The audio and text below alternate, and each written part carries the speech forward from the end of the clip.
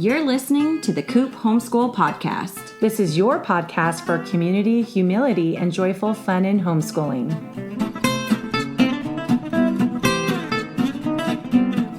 I'm Mandy. I'm Jessica. And this is The Coop. Go to a show. Go to a live show.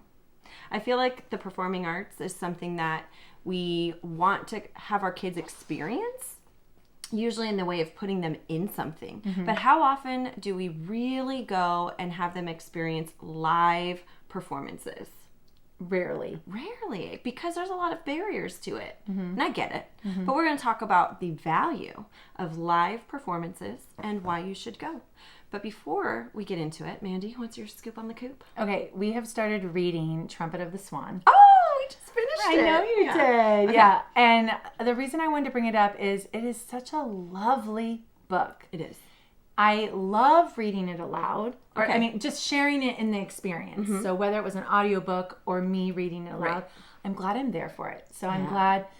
And I'm sometimes saying, isn't that funny? Yeah. The Cobb is so funny. Yeah. And they're like, yeah, totally fun. You know, we're just sharing in the humor and the differing perspectives. I love that it's from the boys' perspective. You know, I've talked about this before on some of my favorite books. Having multiple perspectives and that we're getting the Swan's perspective and the boys' perspective. And it's totally the Charlotte Mason book where it's teaching all about 35 days. The swan eggs are take to hatch. Yeah. And what color they are when they come out. The gray down and the yellow feet. And then we looked up what a red-winged blackbird was because it was talking about that. And so even though we're not studying North American birds as you are. Yes. We're getting to study a little bit of birds. We're getting to learn It's a classic book. Yeah, just by reading Trumpet of the Swan. And the reason we're reading it is because our Brighter Day Press morning time curriculum has us reading it, probably because we were doing creation. Oh, sure. In the first 1 week. So she has us start Trumpet of the Swan. And so it's just been really fun. That's super cute. Yeah, we love it. And I know I just posted it on the Instagram, but you should definitely listen to the CD that I have. Oh. And we got it from our lending library. And it's a dramatic reading. So it's the same story. Okay. But it's retold by John Lithgow. Oh, cool. And some other, Martin Short, Kathy Bates, Mandy Moore. It. Yeah, some great names that you can recognize. You're like, and they do several of the characters. So it's a small cast doing all of the characters, and they condense it down to just 1 hour. So while it was, a 4-hour read aloud? I could see that, yeah. Maybe when we listened to it, maybe 6. It's a nice short 1 hour dramatic reading with live music. Then you get to hear how the trumpet or the baby swan, he don't give anything away.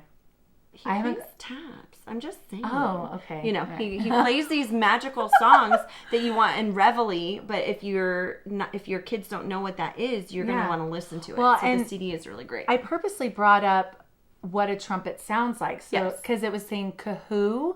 Coho. Oh, coho. We listened to the audio, and so that's how they say I'm like, in the audio.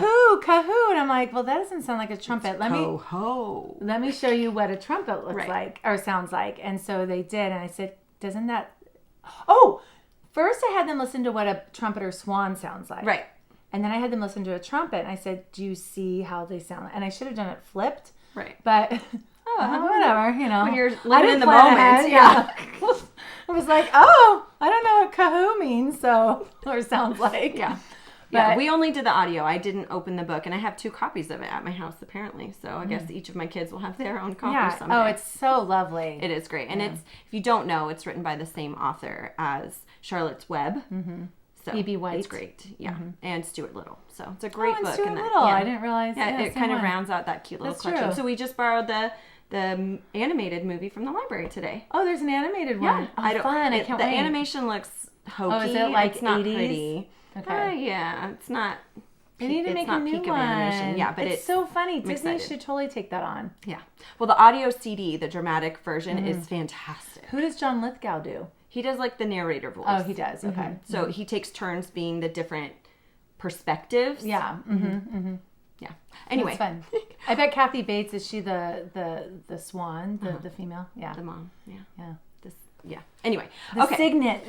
Cygnets are the babies. Yeah, but her name is like Cygnus Buccaneer or something like that. It's some weird long last name. Huh. Yeah, I just read it and I was like, oh, that's interesting. Yeah, I don't know what they say in the audio. Like, I don't have a visual connection, so I don't know what you're reading. I had no idea how to pronounce the last name. That's funny. Okay. Anyway. What's your scoop? My scoop will be short and sweet. Nutcracker is well underway, and it's really fun. My daughter has 2 parts this year, so that's very exciting. You can see the growth. And so I share this not because it's homeschooling related, but it's just fun to kind of share their progress as they age and grow. And so she's got 2 roles this year, and my son is going to perform his very first role. I love it. And then we even have a friend in our co-op who's joined, and then we have a friend who was already at my studio who's just joined our co-op. Who are participating. So there's 3 of us from our co-op who are 3 families who are participating in my Nutcracker. I gotta buy my tickets. I heard they're not on sale. Well, they were going to go on the 5th, but I don't think they're out. Okay. Anyway, it's not time yet. Yeah. So it's a wonderful production, and I just wanted to share based on the topic today that we're doing our Nutcracker. It's my once a week. It's 10 Saturdays of rehearsals, and we're halfway there. Well, that's amazing. You're already halfway there. I haven't been seen on your Nutcracker clothes. At the airing of this episode, we'll be halfway there. This is still early October for those of you who are interested. So we're really hot in here in our fancy clothes. We're so fancy. We're so fancy. And why are we fancy? Because today we're talking about seeing performing arts live. Which you should dress up to go see. It's a special thing. And there is something just magical, especially about being in a live show. Yeah. But just being at one. Right. Just the act of going. Yeah, I've been going to them since I was little. And Phantom of the Opera was probably one of the first big ones I went to. I mean, I went to Starlight Express and all those Andrew Lloyd Webber ones. But Phantom I went to like 7 or 8 times before even college. That's amazing. So it was a huge thing in our house. Definitely. So I think that living in the digital age, it seems like people are no longer consuming live theater and performances. It's just so easy to watch a recording and think that you've had the experience. I saw it. I did this thing, and it's just not always the full experience. And so what are they missing out on? That's what I want to cover today. Yeah. A lot. Yeah.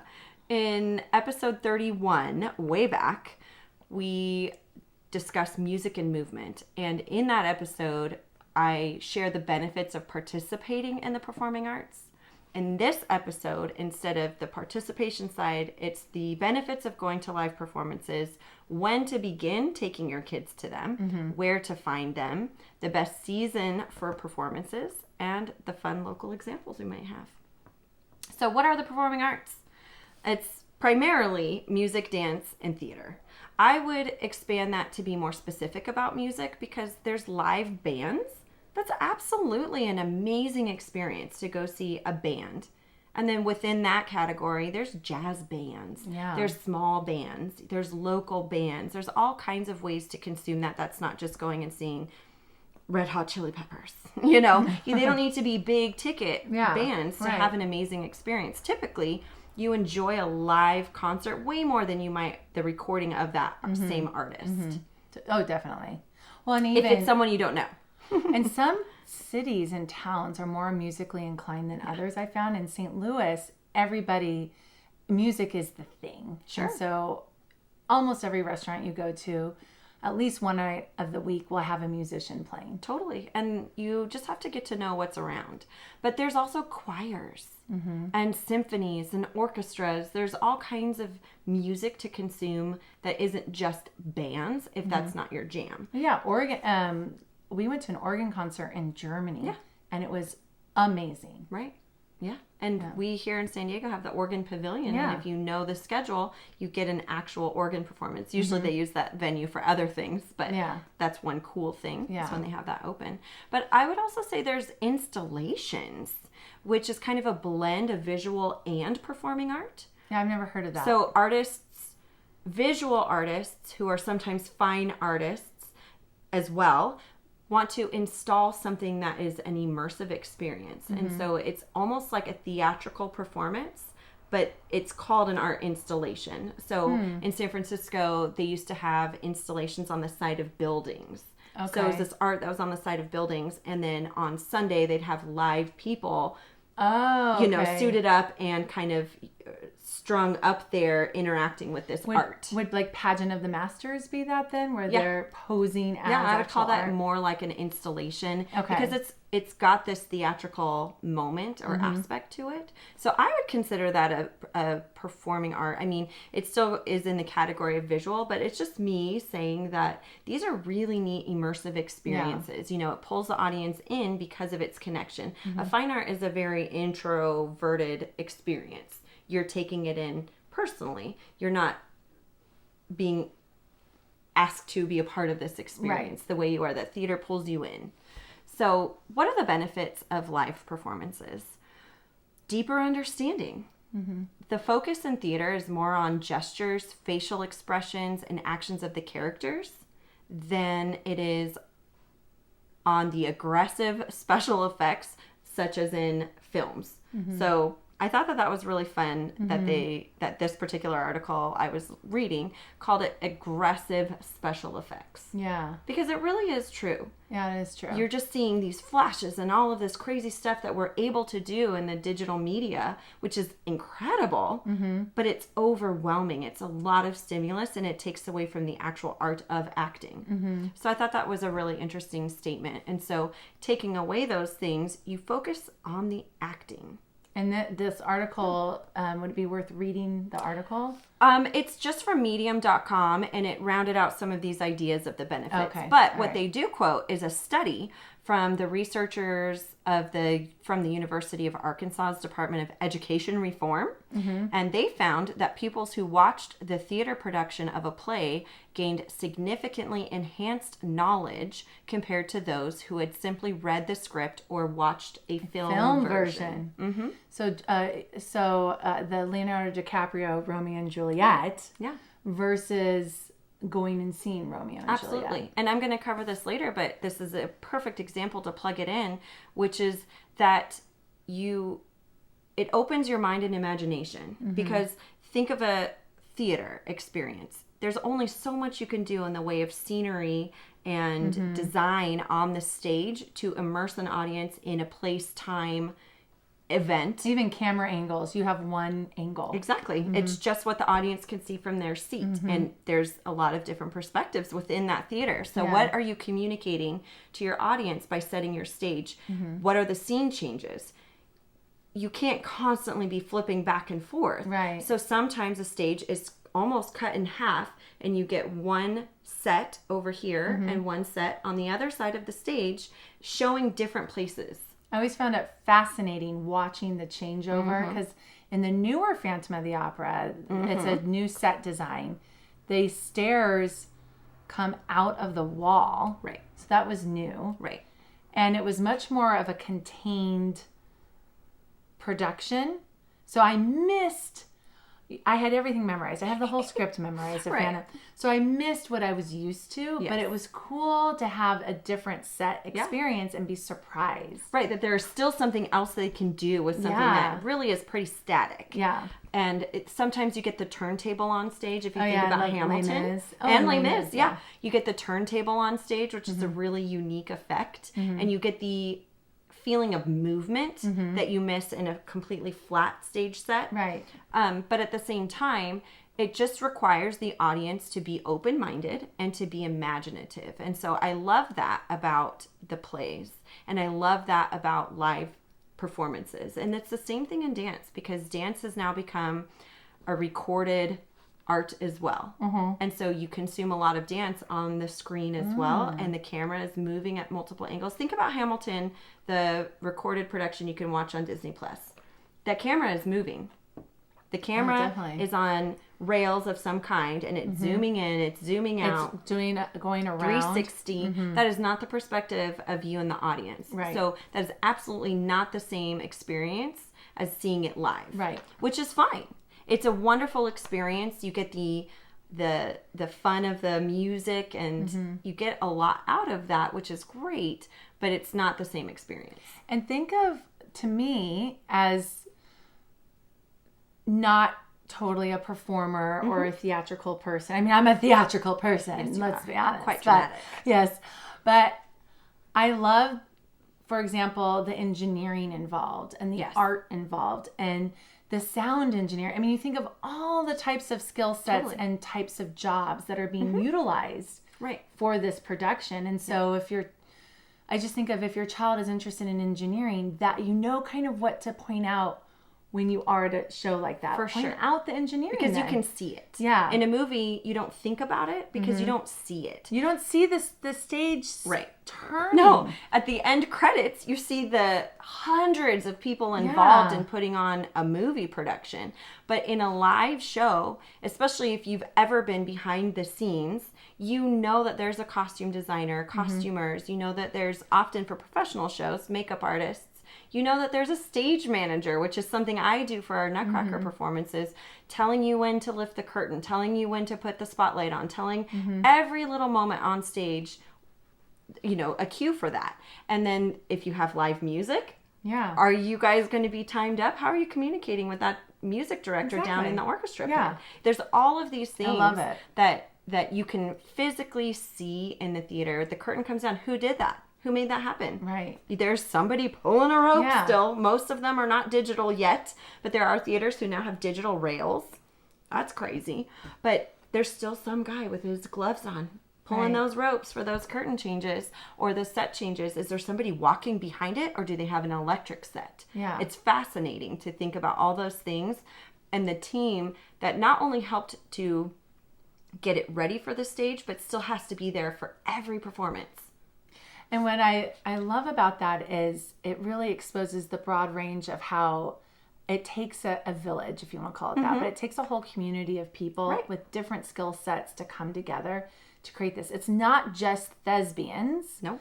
Or it's not just dancers, or it's not just engineers. Right. It's everyone coming together. Right. Like you said, the sound engineers, they're working out problems on the fly. If a mic is squealing because something is wrong or there's a loose connection, they're trying to deal with it to minimize the negative impact on the audience and or the performer. And so you usually have several audio people who are throughout the theater. You usually have one on the side of the stage and you have one in the back of the auditorium being able to see and hear what's happening differently than a person on the side of the stage. Yeah. And then for dance productions, the performers on stage have different audio than what you hear in the audience because of the acoustics of a theater.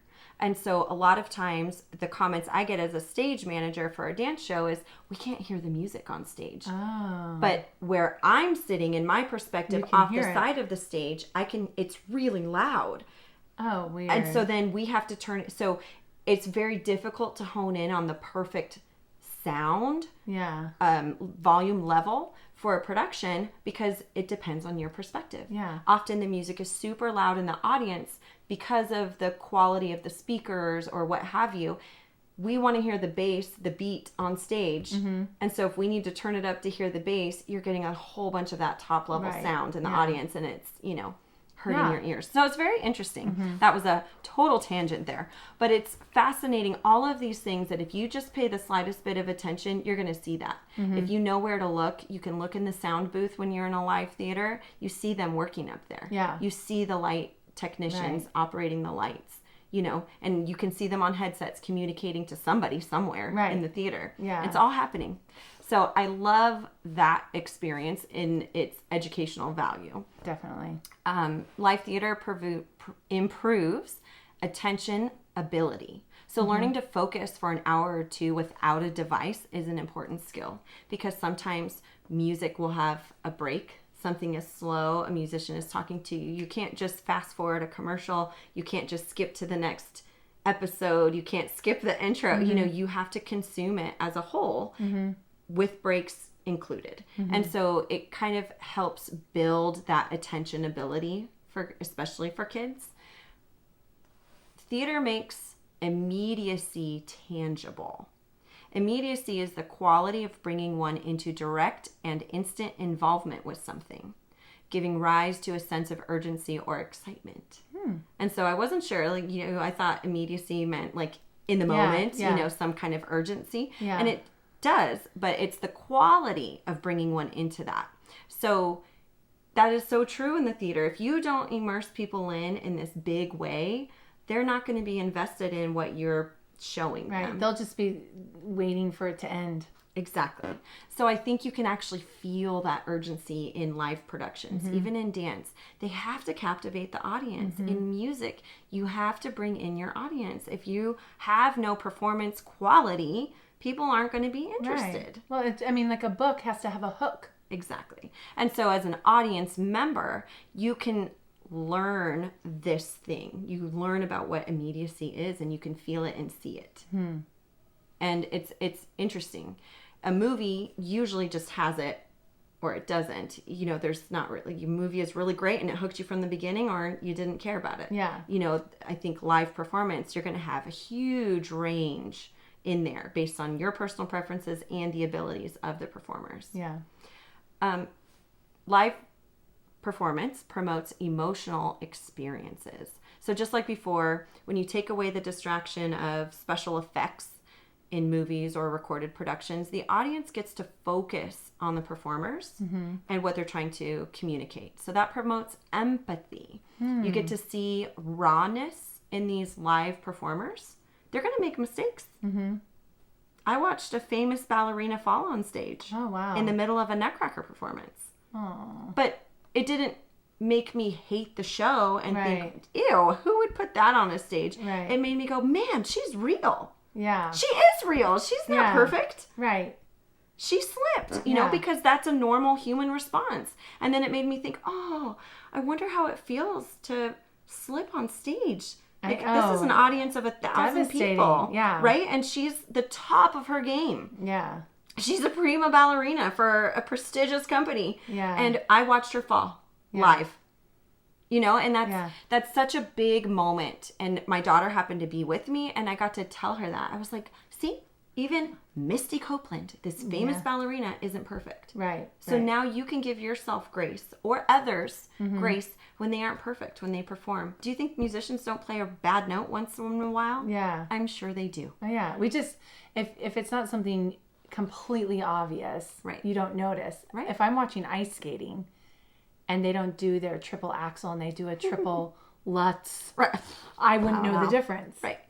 For sure. But they would still feel devastated by it. Absolutely. And the people who ice skate would totally know. And then if you're listening to the announcers, then you know that was a mistake. True. Yeah. And so it does, even in that way, pulls you in the empathy. Yeah. If you're and live, you I don't know what you hear more. when it's live. I imagine you don't have announcers when you're watching. I've never watched live ice skating, so I can't speak to it. I've only seen the shows. Yeah. The live shows. Right. Oh, that's true. Yeah, I've seen that. So in that case, you wouldn't necessarily know that they made a mistake. But at the same time, sometimes somebody's going to slip. Oh, right. It's ice, I man. feel like we've seen them fall before, but it didn't matter. Right. The show is, if it's perfect, then it's just amazing. Right. You can't even believe it. Totally. And you forget that they're people. Right. Exactly. I think live theater normalizes the human experience a lot of times, because not everyone's going to be perfect. And if you watch not to keep talking about Hamilton, it's not even in my notes at all, but it's spontaneously coming up. But if you watch the behind the scenes on Hamilton and the interviews with the actors,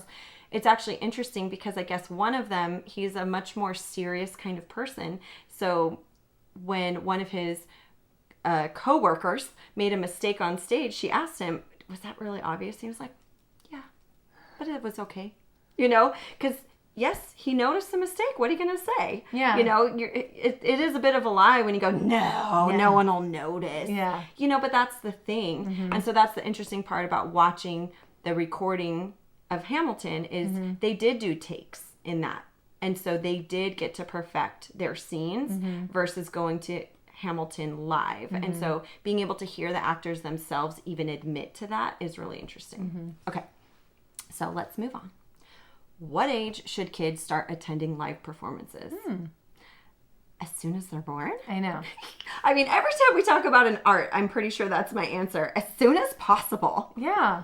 But because it's like a whole other language. Exactly. Yeah. And sometimes being able to tolerate performing art or live art when we live in such a media-driven world, I think takes practice. You actually have to practice this It's skill. just like any other art, whether it's performing or Right. You talk about fine this a art lot or in fine art. Yeah, it's the same thing. It's developing being in a live performance then will help you way more appreciate a live Right. performance. Exactly. Just like trying clay pots for the first time will help you way more appreciate those that amazing mug in your cabinet. Yeah. And then the amazing things like Right. how on earth did they make that? You Right. know, and It's incredible. So the more you can be involved, and then when, like in college, I go to New York and we see Miss Saigon. And Yes. it's not with my parents. You know, I went to England and I saw Les Mis, even though I was in Paris, but decided to see Les Mis in England. That's okay.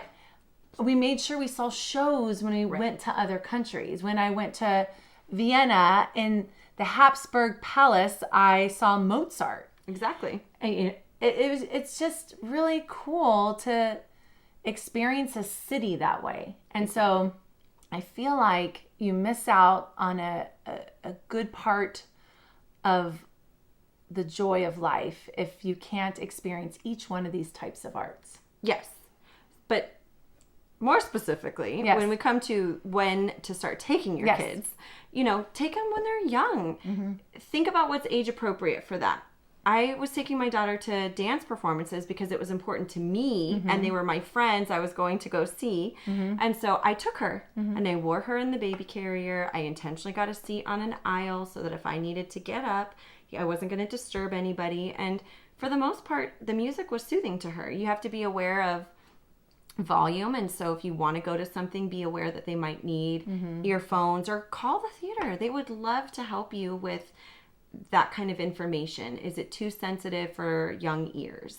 I think I took my youngest to see The Little Mermaid. So when local elementary schools and middle schools and high schools put on repertory or Yes. put on theater, or you can go to a repertory theater, it's really fun to go because they're kids. So it's kids watching kids. Yeah. And my youngest was probably 3, maybe 3 when we went to Little Mermaid, and she was captivated. Absolutely. So I will get to that also. Toddlers can be a little bit harder to take to live performance because toddlers are just harder with everything. Yeah. They don't always have the attention span for it, and they might not have the control to stay quiet or just stop wiggling. And so you have to be very careful about where you're taking them. The symphony, for instance, most of the theaters that house the symphonies won't allow under 5. Yeah. For that reason. So it depends on the venue and the medium. Like you said, you usually local theater or repertoire theaters or children's theaters, they'll offer anybody the opportunity to come. But not all performances are equal. So toddlers might enjoy live music, especially in casual settings like the library, a restaurant, or other public venues. You don't have to always think about big tickets when you want to go take your kids to things. Go to the beach amphitheater and listen to something there, or go to a local performance. There's a lot of open mic nights places that are sometimes appropriate for kids. Yeah. Some of our local music studios offer open mic nights that are done by children. Yeah. And so those are wonderful opportunities to take your kids, and there's more opportunity for them to wiggle. It's more forgiving. When they get to be about 4 or 5, many performances really start to become engaging to them. Young children especially like watching other children, and so this is a great time to see local youth performances. Whether it's ballet or dance or theater, there's tons of youth theater out there, and they're either by the schools or they're independent companies. Go take them, and they're typically performing things that kids would know or you'd be okay with them to be exposed to. Annie the musical, Joseph and the Technicolor Dreamcoats, all kinds of really fun plays. I took my youngest to the middle school's production, a local middle school's, of the Willy Wonka or the Charlie and the Chocolate Factory, and the set design was phenomenal. Yeah, exactly. And with Oompa Loompas that were in the theater with us all because they made sure everyone could participate. Right. So they're even down the aisles past us and fully, Yeah. It just felt immersive. Exactly. Yeah. So it makes them fun to go see. As they get older and they are exposed to more in the way of literature or musicals, music and dance, they're going to enjoy live performances more because they'll understand the content better. So right now, for instance, a local college is performing James and the Giant Peach, the really? musical. Oh, fun. My friend is working on it. And it's perfect for elementary school children or older because they've often read that book. Yeah. And if they've liked it, it'll be especially meaningful to them. So how do you get kids engaged in live performance? I would suggest studying the content ahead of time to help inspire interest. So if you're seeing a play, read the book first if there is one. If you're going to go to a symphony, watch the recorded version or read a book like My First Orchestra book to introduce the instruments that they're going to encounter. Oftentimes, symphonies will allow you to go up to the stage, or if it's a production that they're in the orchestra pit, they allow you to go up and look at the instruments. And so that's such a unique experience to be able to see them up close or to watch the musicians warm up their instruments. Because you get to hear those individual sounds. That's and then really all cool. of a sudden, right before the show starts, they do their tune-up note. And it's this magical moment where all these random things that people were practicing all at the same time was a jumble. It comes together. And I can't even describe, like I have goosebumps right now just thinking about that moment. It's starting, listen to that note. They're doing the same thing. And it's amazing because you know what's about to happen. Make it an exciting event. Like we said, get dressed up. Yeah. If you're watching the YouTube, you can see we're in our fancy black outfits. But get dressed up. Wear fancy outfits or dress on theme. Are you going to James and the Giant Peach? Maybe it's not a fancy venue. So what can you do to be on theme? Dress as a bug. Yes. Wear your antlers. Just take them off when you get seated so you don't block people's view. Going to a holiday production, wear your ugly Christmas sweater or Yeah. wear something else that's festive. Go out to dinner first or go grab a dessert afterwards. That's such a fun thing, especially the afterwards part because then love you get going to after. talk about what you saw. It is hard. A lot of professional performances are late. evening, and so it is hard when your kids are younger, but I think we're both finally getting to the point where a 9:30 or 10 p.m. dessert for 20 minutes is not the end of the world. Yeah, and there's 2:00 matinees usually on a Saturday. Yeah, So exactly. doable. Definitely. Or invite someone special. Make it a special bonding moment to go if your kids are sort of resistant to going or you need to find a way to get them engaged. Have grandma come. Yeah, I went and saw Fiddler on the Roof with my parents and my granny at a dinner theater. Oh, fun. Yeah, so that was fun. Or bring a friend. Do you have a friend who shares a similar interest and would like this production? Bring them along because then you have more reason to be engaged. I know for my daughter that was really important. It wasn't always exciting for her to be dragged around to things, is how she kind of felt about it. But now she has her own appreciation and we go together. It's our thing now. She didn't always see it that way, but we've come a long way with practice. Where do you find performances? So if you're not already in the habit of going to performances, this can be a challenging thing because you don't have this natural inclination for it. But there's community productions. You can easily access your local Facebook pages or groups, and you constantly get bombarded with people posting about local theater. Do a Google search. Not too complicated to look up, San Antonio local community theaters. And the youth ones will come up, the adult ones will come up, professional will probably come up. You'll get a lot of opportunities. Don't discount local professional companies. A lot of times you get local professionals. They may have at one time been Broadway performers or professional dancers who are now raising their families in these smaller areas and looking for a creative outlet. And so they do these local productions. Go see those. Yeah, it makes me think of Waiting for Guffman. Yes, exactly. We have a couple of local professional ballet companies here in San Diego that aren't top tier caliber, but they have amazing talent and they put on great productions. So don't discount those. Go check them out. That's a great starting point if you're looking for something that feels more than youth theater. Youth theater can feel a little bit tough at times. There's touring companies. So if you live near a big enough city, go check out the local touring company. Or not local, but go check out what's coming in your area. Because Hamilton tours, Les Mis used to tour, Phantom. I mean, that's how you saw Phantom. Yeah. It wasn't always there in LA. You waited for the tour to come through. So then that became a tradition, it sounds like, for you to have gone that many times. Yeah, all the time. Yeah, well, you would go when it was there. It was but it was in LA, I think, for about 8 years or so. Oh, it stayed in LA. It was a local professional. Because it was always sold out. Always sold out. Oh, that's interesting. Yeah, at the main performing arts place in LA. Sure. Yeah, that's really cool. So touring companies are fantastic ways to see Broadway productions, especially, or professional companies that you are interested in. See if they tour. You never know if there's a close by place to go see them. And if you get to know, here's the thing. So for Phantom, for example, Michael Crawford was the Phantom. And so he was the one performing in LA. So that's what we got to see. Yeah. And what I think kids sometimes have a hard time with is if you get to know the audio version so well, it's actually hard when they switch. But it's good practice, actually, to experience someone different and see it might be a slightly different show. Right. Like one of the Phantoms I saw, he just spit all the time. So the spit was always... and live theater. Yeah. But it was fun. It actually added some interest. Well, it adds that humanity to it. Yeah. You know, he's not this perfect machine who can do this. You know, he has to spit. And so it was fun to talk about afterwards and be like, what do his counterparts think of being spit in the face all the time?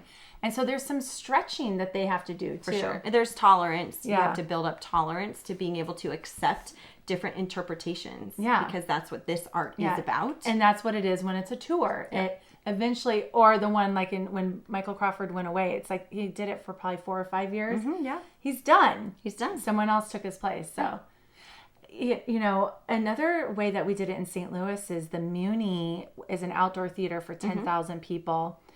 And we saw Miss Saigon and we saw Les Mis there, but you buy it for the season. Right. And so that was really cool. I mean, it's kind of like Moonlight Theater here, but on a much larger scale. Yeah.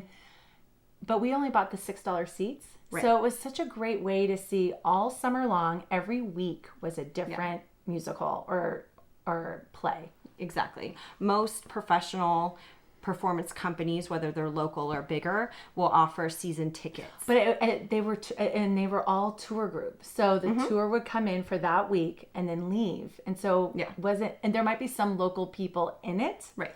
But it was it was a different group each time. Of course, you couldn't really, Well, that was the same for the symphony. My husband and I decided we wanted to invest in live art this year or this summer. And so he and I bought a package through the symphony.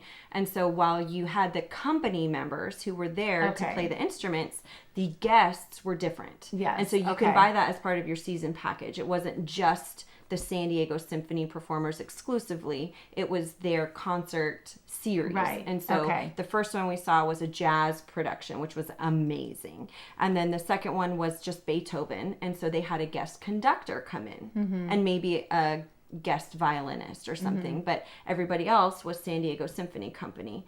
And then we took my daughter to see the Harry Potter production because this San Diego Symphony has a beautiful outdoor venue and they show movies and the symphony accompanies the movie live. So she got to not only see Harry Potter on a big screen, but then she got to also hear the live accompaniment. And as someone who's new to me, not new-ish, but still working her way into music, what a neat experience to see. Yeah. That's actually how they do it for the movie. Yeah, it's amazing. So if they can record it for the movie, why couldn't they play it live? And now they need to do more of that. They do. Really There's a lot throughout the year. So, for instance, they're going to do, for the holiday season, they're going to do How the Grinch Stole Christmas and show the movie. And they do a whole bunch. It's really cool. Okay, I want to look that up. You have to look that up for sure.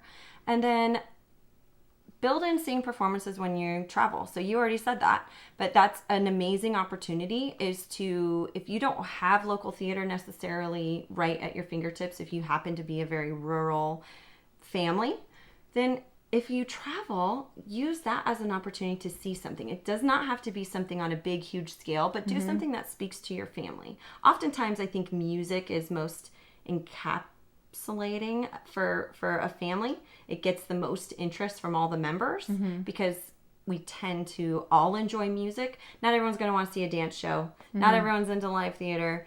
But we might all agree to go see a folk band play, and have that experience, especially if it involves food. We're good. So build in seeing performances when you travel. The best time to see performances is all year round, but many professional companies have seasons. And so it's good to know what those seasons are. And then, like we were saying, you can look into getting season packages. So maybe you say, I'm going to commit to buying 3. I'll get these seats at a discount because I'm going to go to 3. And that might be a good opportunity for you. Many professional companies launch their programs in late winter, early spring. I find that one to be a big commonality. Summer, a lot of places have big outdoor venues. It's a wonderful time to go see evening performances outdoors. You miss some of the, like we were talking about, the theatrical components of the set changes and the lighting designs and all of that stuff. And there's just something special about being in a theater, and then also the sound is better in a theater. But it is also a neat way for kids to be outdoors in the summertime, and there's something kind of fun, especially in different areas. Usually the venue has something unique to offer. So for Miss Saigon, a helicopter literally took off in the back. Right. And then for Meet Me in St. Louis, they did a whole fireworks show. Exactly. And those are things you can't do inside a theater. So check out that for the summertime. In fall and winter is when you want to see your seasonal shows. Like I mentioned, the symphony might be doing something. Go check it out. Maybe a choir. Yeah. Especially at Christmas time. What a great time to see a choir. That's a good point. The San Diego Symphony invites the choir in. So they do an annual production called Noel every year. And they invite not only the adult choir, but they bring in a children's choir for a couple things too. Is it like a boys choir or is it? It says children's choir, okay. San Diego Children's Choir, so I don't think it's a boys choir, but I think it's such a neat way to blend all of those things together. Go see the Nutcracker. That's a holiday classic for sure. Go see the Nutcracker, or if you are more into theater, go see A Christmas Carol. I have some local suggestions since San Diego County happens to have access to a lot of performing arts. And then for any of us here in San Diego County who are willing to drive just as much as 3 hours, you can also get Orange County and LA County. Amazing. We have so much available to us. It's kind of ridiculous not to go see I go up something. to the Pantages. I mean... Right.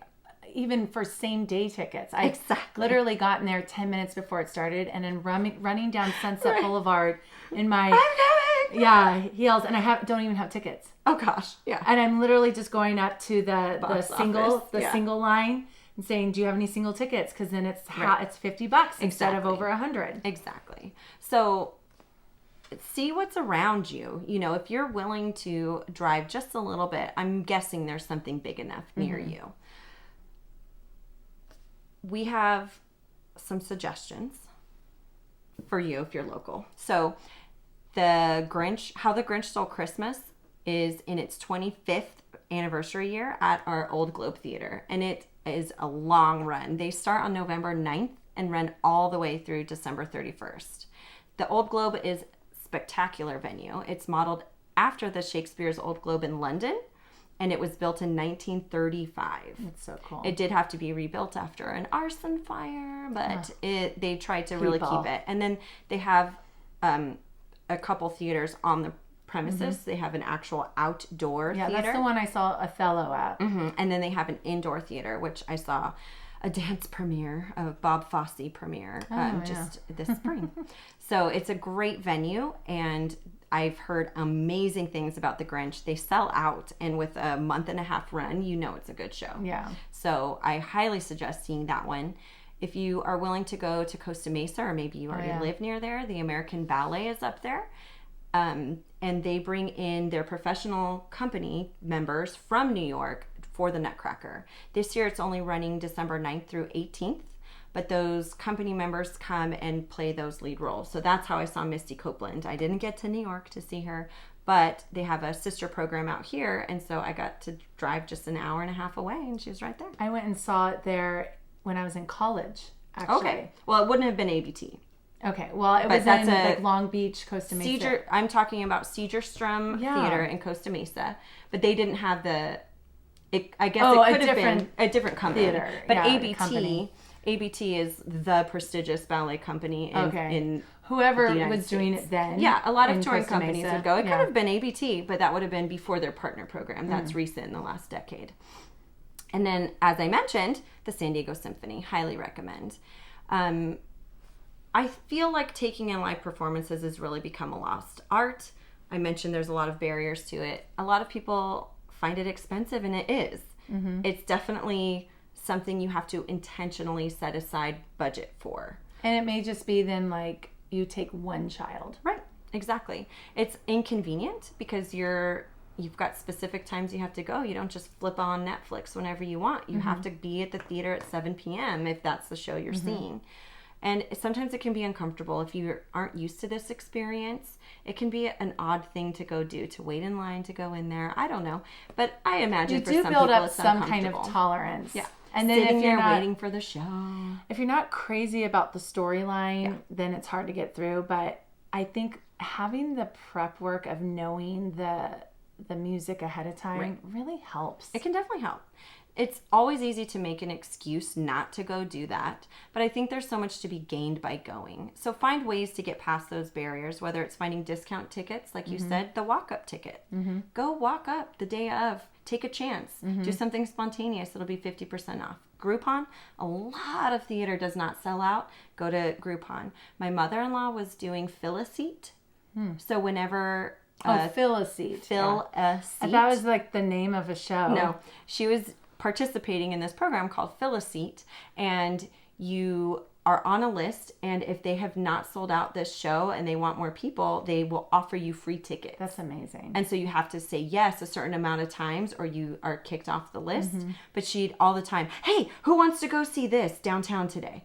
And be like, oh, I don't know. All of us with kids can't really be that spontaneous, but maybe you can. You know, if you want to get into this and make it an adventure, have 2 seats that you're willing to fill. And then, like you said, rotate a kid to take and go on these experiences or go on a date, a spontaneous date.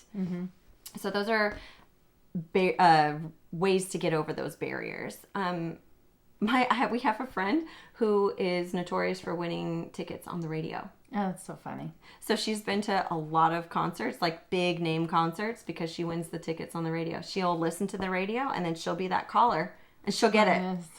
And it's amazing. Is she the only one calling maybe? I don't know. Do people still do that? I don't listen to the radio, but she wins them. That's so hilarious. You wouldn't spend $150 on these tickets to this band, but you get them for free and you're going. That's awesome. I did do it once when I was in my early 20s. One of the radio stations, while I still listened to radio, was doing an event at a car sales lot. And the first 20 people to get there got free tickets. And I was like, I'm going. And my sister went with me at our lunch break. And we got free tickets. I met the DJs we listened to on the radio. Wow. Yeah. So just random things, but there's ways to get it. Or if it's inconvenient because of the times, try to find a show that fits with your child's schedule. Not everything is at 7 p.m. And here's the thing. You don't have to stay the whole show. No, you can. There is an intermission.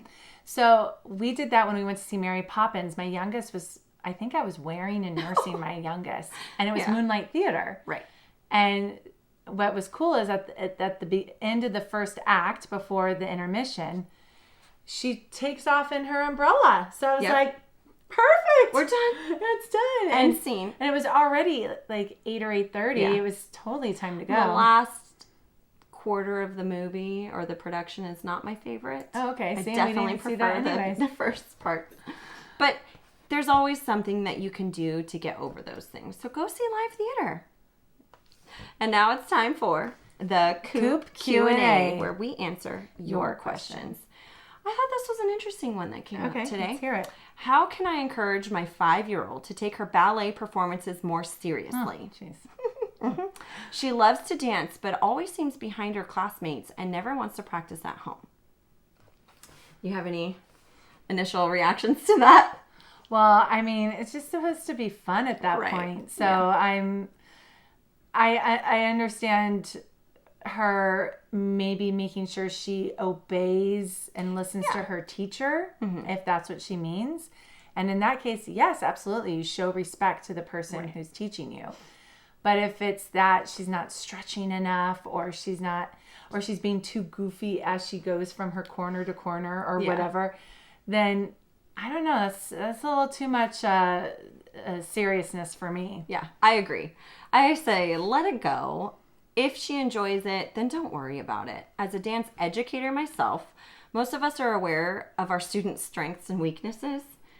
And it should be fun at 5 years old, and they'll develop the skills that they need to perform over time. Those skills include musicality. So maybe she just doesn't know how to count music and doesn't hear the beat. You know, we all experience this differently. Rhythm, memory, motor skill, performing anxiety. Yeah. Maybe a coping mechanism is being goofy. Yeah. Oh, it totally is. And Right? some If of the I funniest embarrass people in the world are funny because it's a coping mechanism. If I embarrass myself, then I can't be embarrassed by anything else. Right. You know, and maybe it's for attention. You know, maybe she is seeking the instructor's attention or something.